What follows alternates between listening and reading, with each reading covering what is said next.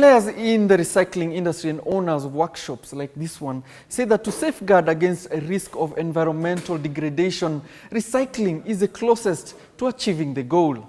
If you discard a plastic jerrycan or any other plastic container, bottle or material, chances are that it may choke the environment and over time eventually release microplastics into the water you now drink. Experts say microplastics can last in the human body for a lifetime and beyond.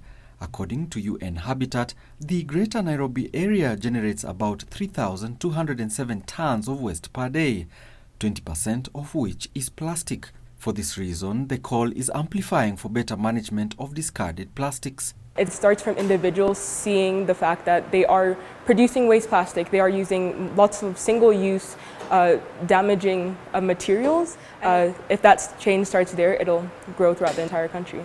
Meet Anyangaga, a student at the International School of Kenya and the student marketing leader at Plastiki Rafiki, a startup that deals with recycling discarded plastics. She says the fight against further environmental degradation begins with an individual. Growing a community of people who believe and see the value in plastic recycling and the idea of turning plastic into a usable product. Gaga and her colleagues say that one way of reducing plastic waste is by introducing plastic circularity, a method that allows forms of plastic back into the economy to be used more efficiently. Working with schools and communities has also proven to inculcate the culture and discipline of environmental conservation, especially on recycling plastics in children at an early age. Just start.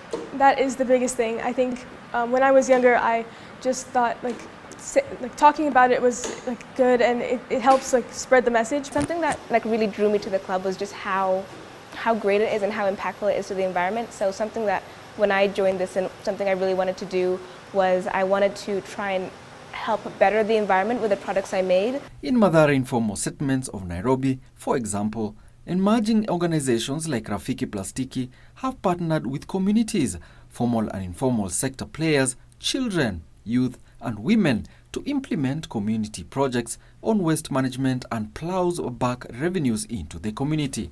We partnered with an organization called Football Mask, and with them we set up a workshop in Mathare, and very recently, we're very proud of this actually, is they got a commission for about 6,000 keychains for them to make and sell out. However, there are challenges in the process. It's difficult to get an initiative up and running and to start something that you really believe in, but I think perseverance is something really big. The restorative and regenerative process calls for an innovation to ensure that plastics are reusable, recyclable or compostable. But how is this achieved? This is just a jerry can that we found on the street. It's being shredded into flakes and then gets refined into these smaller pieces. So this one shredder is really all you need to get started. It's one of my personal favorites.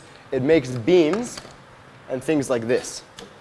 So instead of just, cool products that you can use on a person-by-person basis, it's really tough, really strong, and can be used for building, fence posts, rafters, things like that. Concerned citizens now say that with a collective approach and the involvement of a broad range of stakeholders, Kenya may make greater strides in waste management. Now, achieving something like this is not easy, to say the least, but it is something that is sustainable to the environment, and perhaps you can get a little token like this key holder that I have here with me.